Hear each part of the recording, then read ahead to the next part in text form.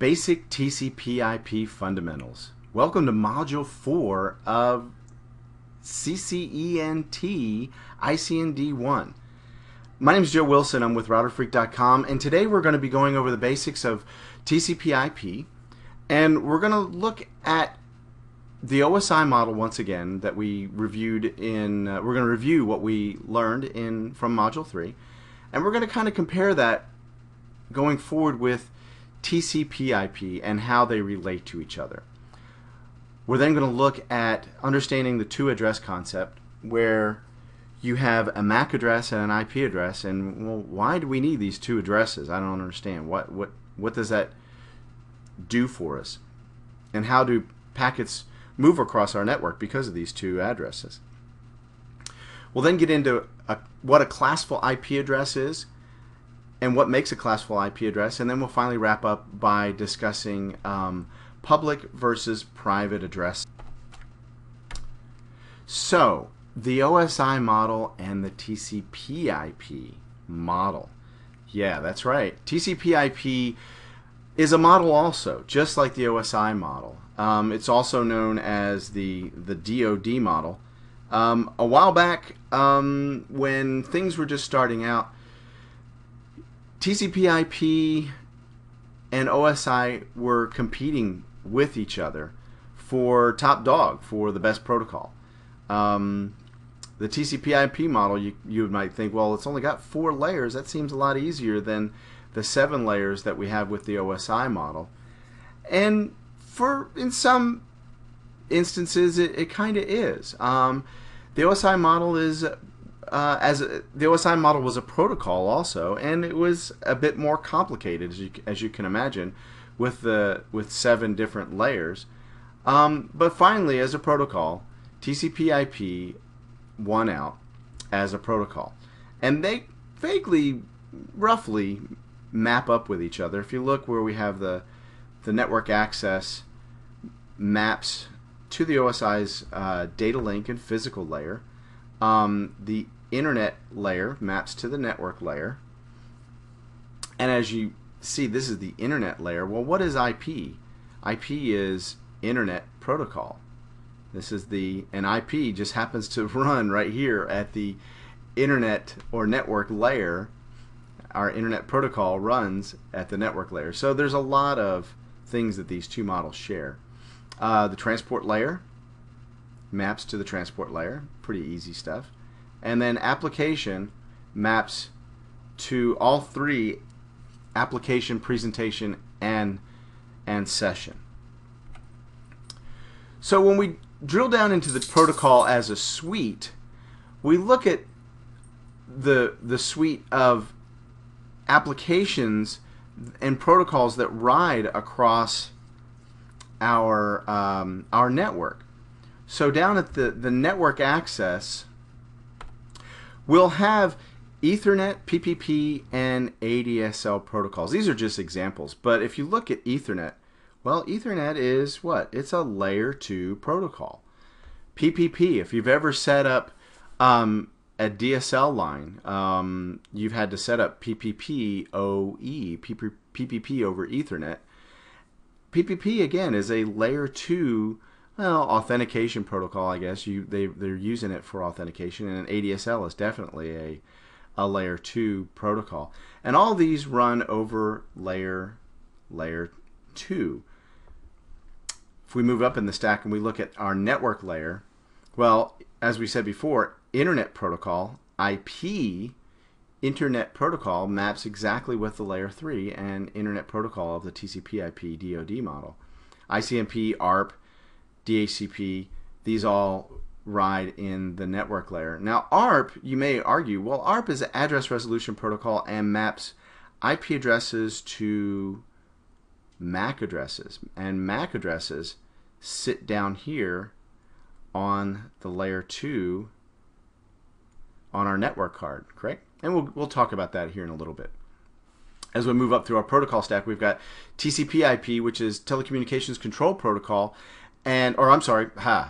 Transmission Control Protocol, and Unicast Datagram Protocol. These both are examples of what ride in the transport layer. And then finally, at the application, we have Telnet, SMTP, POP3, FTP. These are all applications that use TCP or UDP to ride over IP, that rides over the Ethernet, that rides over our physical cable, if you can kind of get that. And some of these use TCP. For example, SSH Secure Shell, that's a TCP application.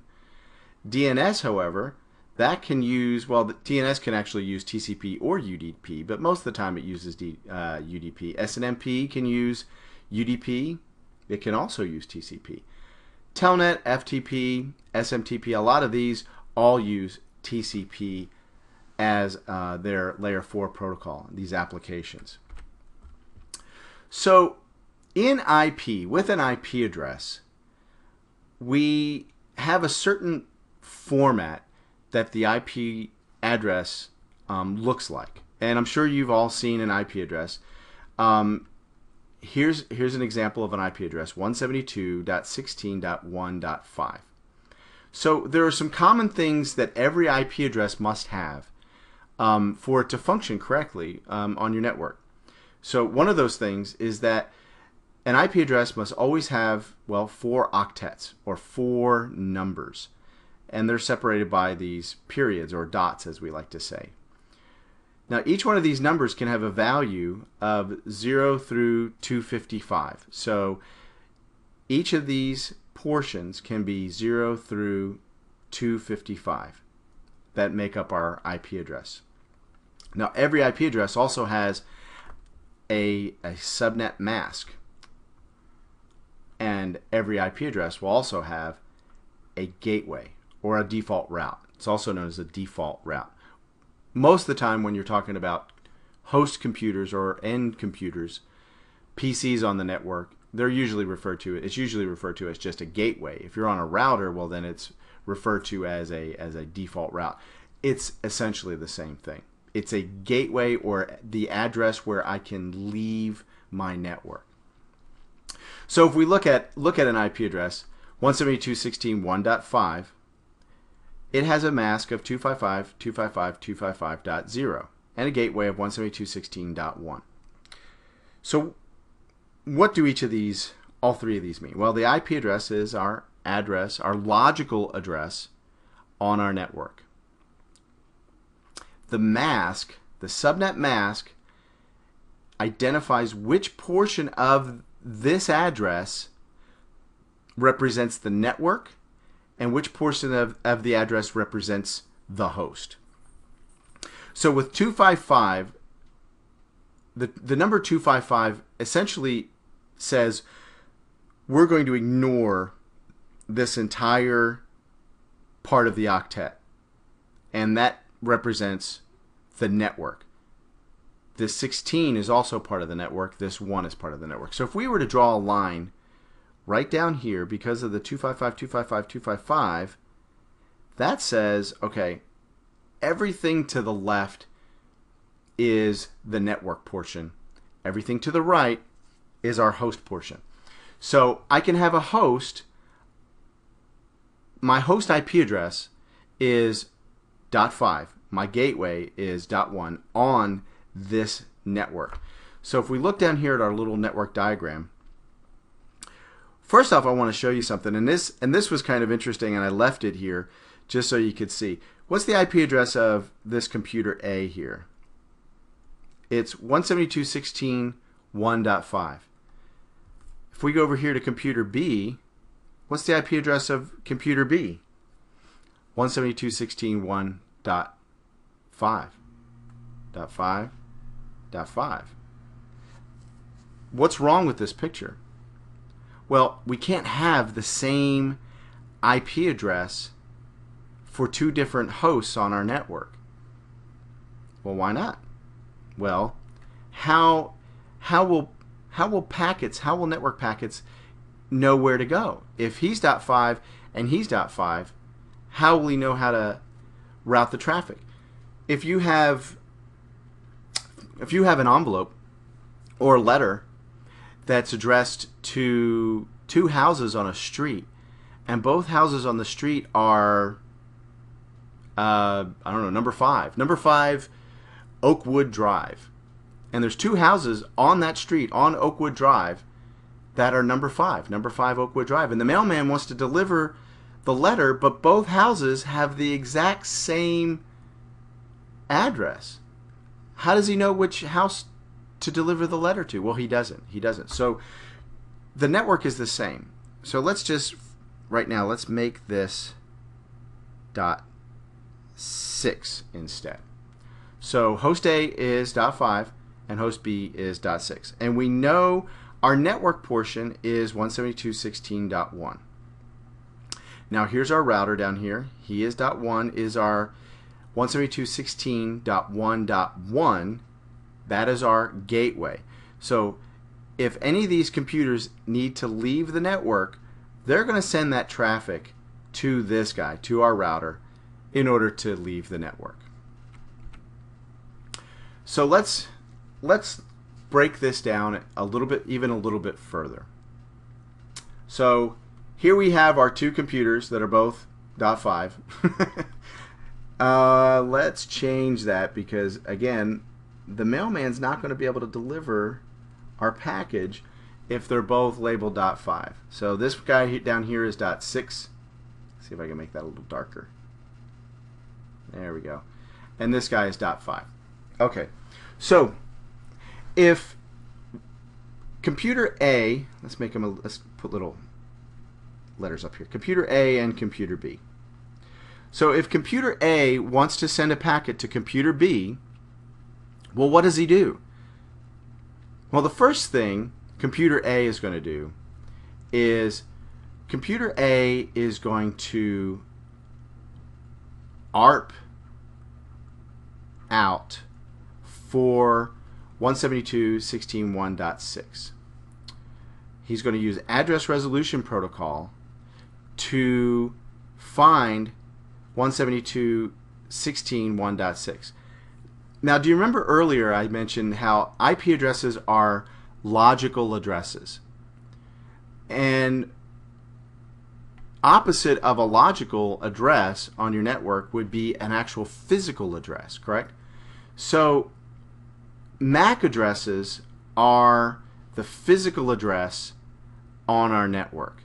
Every computer, every network card in every computer has a physical address, a MAC address, that's this long CAB1257A long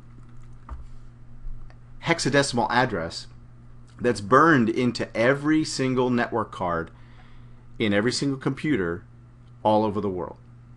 There's not a single network card out there that has the exact same MAC address as another one. So we have host A has his MAC address, and his MAC address is this long CAB blah blah blah. And the first thing he's going to do is he's going to ARP out and say, hey, he's kind of like yelling in a big room, hey, who has 172.16.1.6? And he sends, when he sends this, he sends his source MAC address, and he's going to do a broadcast. So he's going to do a broadcast out on the local network asking for 172.16.1.6. So since he doesn't know how to get there, he's waiting for somebody to answer back this broadcast. And that broadcast is the yelling. Hey, who's got this address? What happens is computer B responds back to computer A, back with that he's going to respond to the broadcast, and he's going to say, I am MAC address C357 blah blah blah. Here's my MAC address. I'm 172.16.1.6. So computer B is going to respond with his MAC address and his IP address. Computer A is going to get that destination MAC, and he's going to associate that destination MAC address with that IP address. So now his next communication won't be a broadcast, it will be a unicast. And what he does is instead of sending to this IP address now, he is now going, now that he has the physical address, he's going to drop it down to layer 2 and just go source MAC to destination MAC. So now he knows exactly from physical to physical how to send that packet.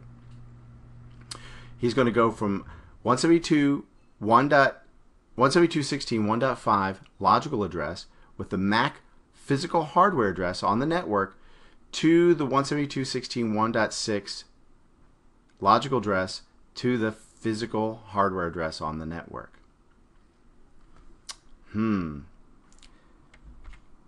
Now, what if, oh, and I got my duplicate IP address on my segment.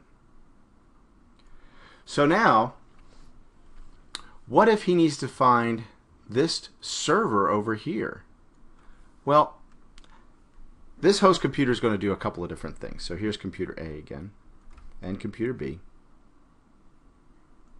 If I can get my handwriting looking halfway decent. So computer A, once again, is going to, well, first off, computer A has what? Has 3 things with his IP address. Has the 4 numbers. He also has a subnet mask, right? And he has a gateway address. So the first thing he's going to do is he's going to look at his subnet mask and see, okay, I'm trying to get to 172.16.5.5. Well, my mask tells me that the 5 in the 3rd octet, that's not on my network. So that means it's got to be off my network. That means I got to send the packet to my gateway. Well, where's my gateway though? So again, first thing he's going to do is he's going to ARP out. Your computer's going to ARP out. He's going to make an ARP request to his gateway, and his gateway is 172.16.1, and he's going to do an ARP broadcast, say, hey, who's 172.16.1? Just like he did with 172.16.1.6. Only this time the router is going to respond. And the router is going to respond with his MAC address. So then the computer A is going to say, oh, good, now I've got your MAC address. I'm going to send you the packet. Well, wait a minute. But that's not where it needs to go. It needs to go way over here. So what happens is you have the source IP address, destination IP address. You also have the source MAC address, and you have the destination MAC address. Now what happens is along the way is on each physical segment, what's going to happen is as the packet moves along, the source IP and the destination IP will remain the same. It'll always stay the same.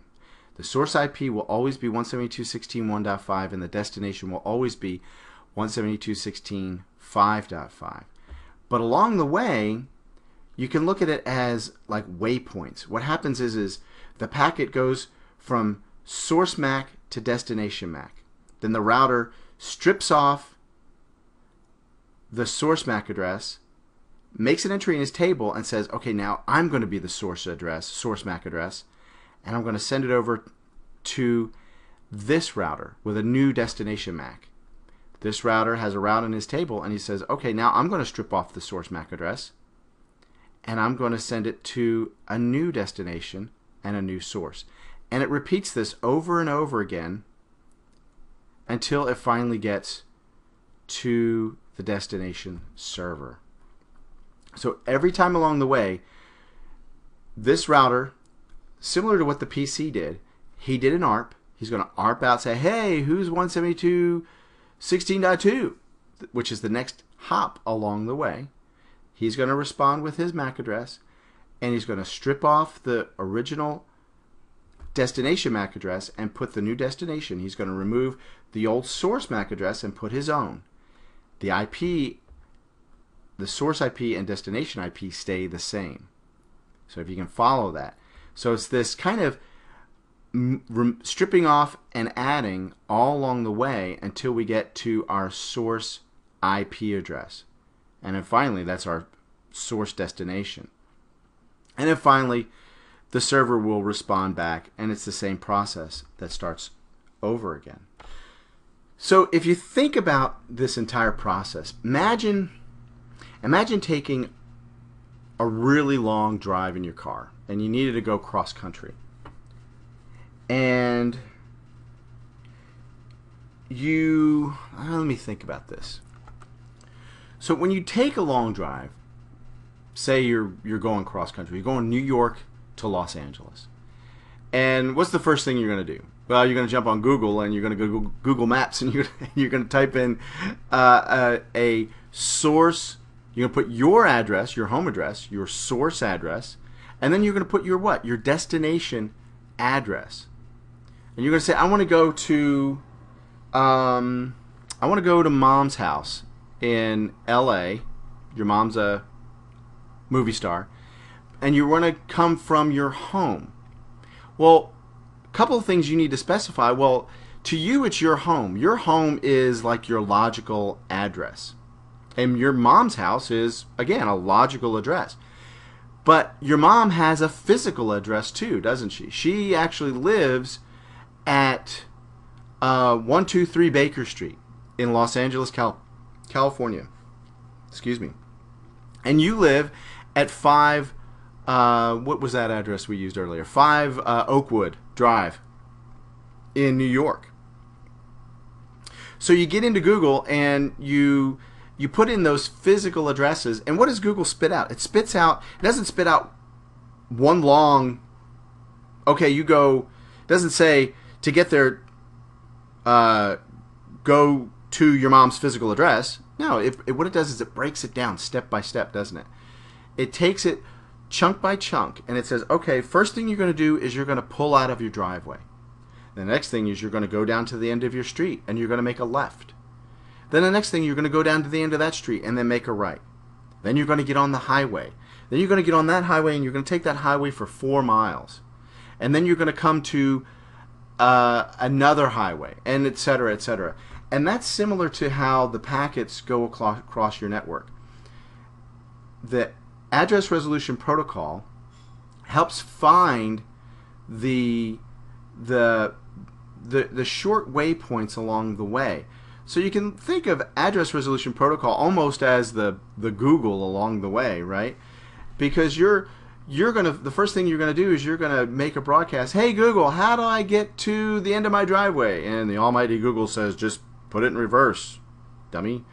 And then you get down to the end of your drive and you say, hey Google, how do I get to the end of my street? Okay, just go forward for 0.34 miles.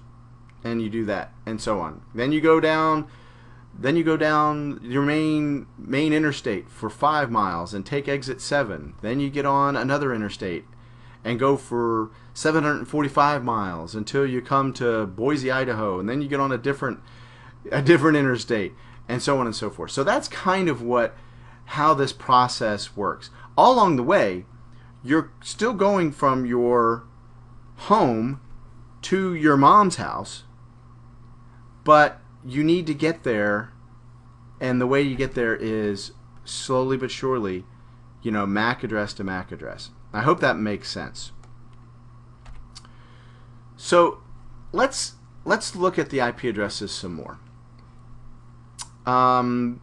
IP addresses are broken up into 2 different types of IP addresses. You have classful IP addresses and classless IP addresses. Classful IP addresses are what we're going to start with for now, and we'll get into classless in a little bit later in another module.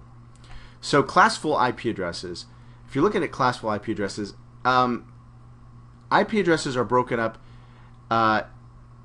into three unique classes: Class A, Class B, and Class C. And these three classes of IP addresses are determined by really by the first octet is the first thing that determines which class each IP will be in.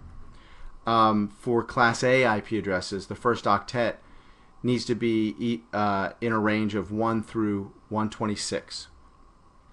So if you look at your IP address, so here's an example, 10.1.1.1, this 10 is a Class A address because its first octet is within this range of 1 through 126. Now another thing that makes a Class A is for it to have a subnet mask of 255.0.0.0. So if you see, we're going to, the mask is going to put a boundary right there. So our network portion is 10, and our host portion is 1.1.1.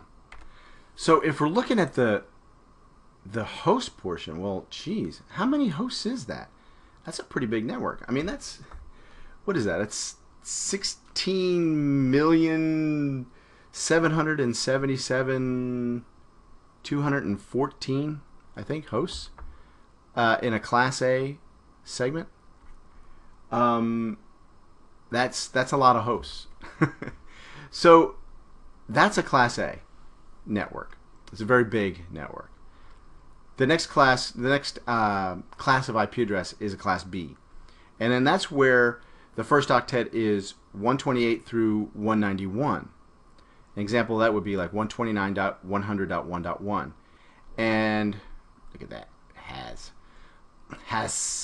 a subnet mask of 255.255.0.0. So that means our network portion is the first two octets, 129.100, and our host portion is 1.1. That gives us not as many as 16 million hosts, but it does give us quite a few. I think that's 65,532 addresses, I think, in a Class B network.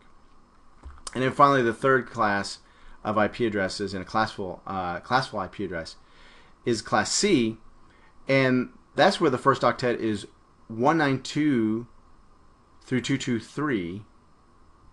So an example of that is 197.1.50.5, and the mask is 255.255.255.0. And most of you have probably seen this. This is your standard /24, Class C subnet mask. That's what most people are familiar with. And so our network boundary is here, and this gives us 254 usable addresses, right? So one thing you can do to kind of get an idea of what's going on with your own computer is find out what your IP address right now is. Bring up a command prompt and find out what your IP address is. So for me, let me see. I'll pull up a command prompt. Here we go.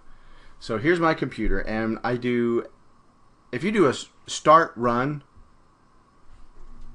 or you can just do on Windows 7, you can, in this box right here, just type CMD or command, and that'll bring up a command prompt window if you don't know how.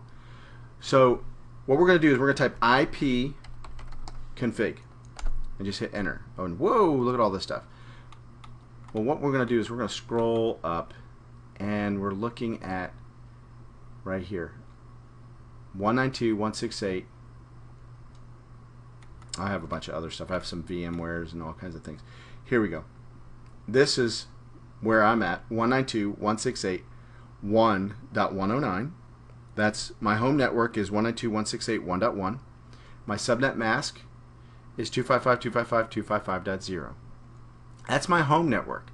If you notice, also we also have some IPv6 with Windows 7, and I even think Windows XP will give you your IPv6 address, but we're not gonna touch on that right now.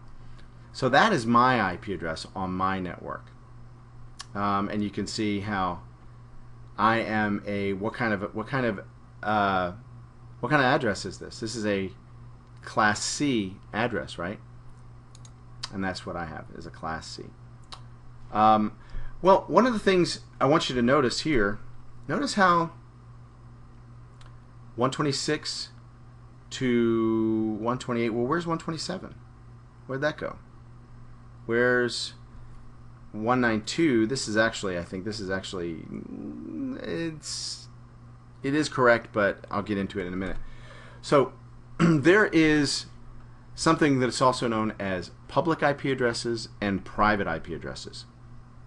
So a public IP address is any IP address that can be used on the internet.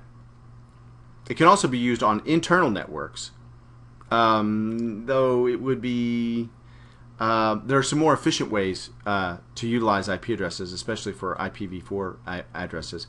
But public addresses can be used on the internet and on internal networks. They're fully routable anywhere, everywhere. A private address, however, can only be used on an internal network. Internal network meaning a private LAN. Say at your company, you're going to have it's a private network. It's behind a firewall. Private addresses can only be used there, and these were created solely to allow some more efficient use of the IP space.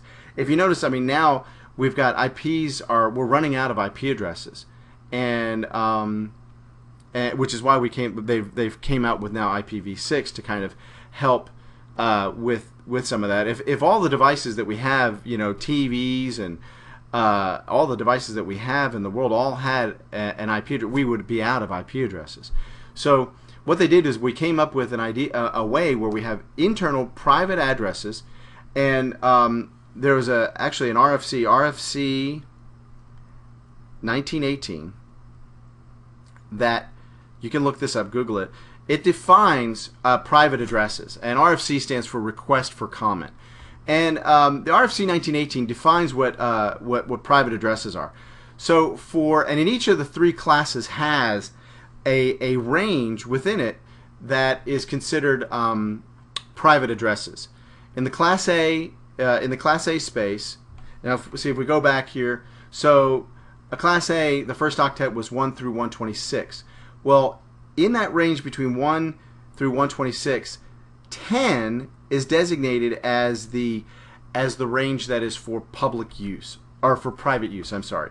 So in the Class A space, 10.0.0.0 or 10.0.0 through 10.255.255.255 is for use for private internal networks. In a Class B, 172.16 through 172.31 is for use in the Class B space. Class C is 192.168.0.0 through 192.168.255.255.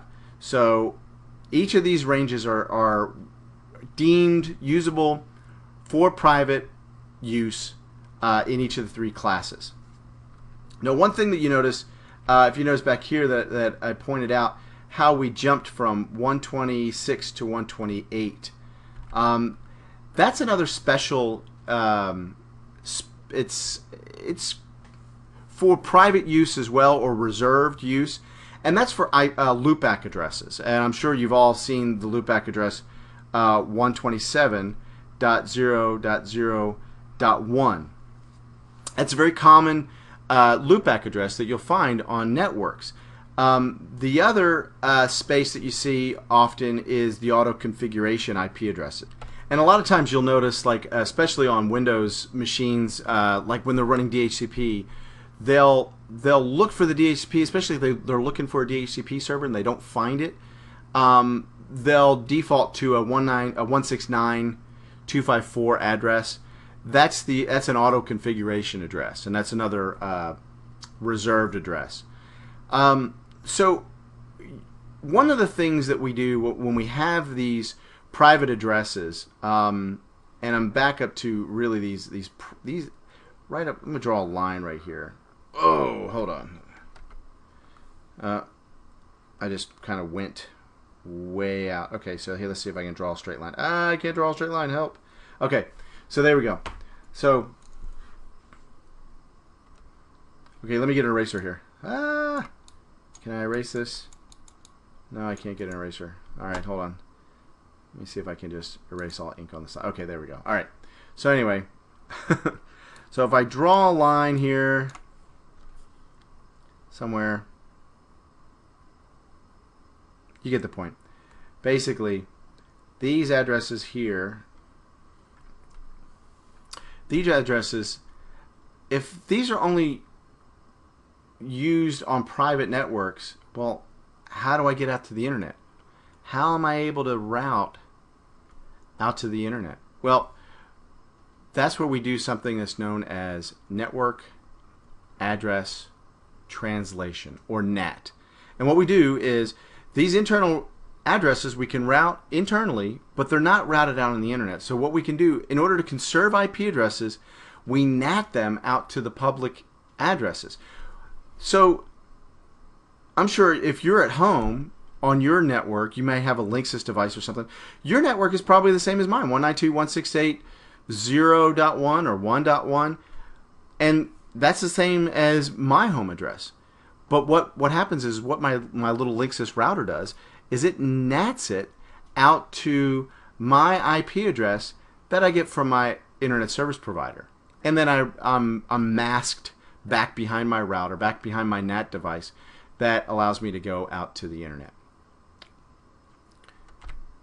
So that's the basic fundamentals of TCP IP. We reviewed today the OSI model and the TCP model and how they relate to each other. We went over the two address concept and how you have to have two addresses, both a MAC address and an IP address, and how those two interrelate as you go across your local network, and then how you start going over across to a remote network across routers. We looked at how the source and destination MAC addresses are replaced by the router's MAC addresses and the destination MAC addresses of the next router down, but the IP addresses stay the same. And that way our packets move across from our source IP to our destination IP address without getting lost along the way. We then looked at classful IP addresses, and we saw the three different classes of IP addresses. We have Class A, Class B, and Class C. And then we looked at the public IP addresses versus private addresses, and we saw what those ranges are. And we looked at some other, we have looked at the loopback addresses and auto configuration addresses, and also how we get from private addresses to public addresses, and how we can do that by NATing. So this has been kind of a long lesson. I hope it was informative for you, and I look forward to talking to you again in our next module, Module 5, where we're going to go dig even deeper into TCP IP. So again, this is Joe Wilson with Router Freak, and I hope you had a good time on this module, and I look forward to talking with you again. Talk to you later. Bye-bye.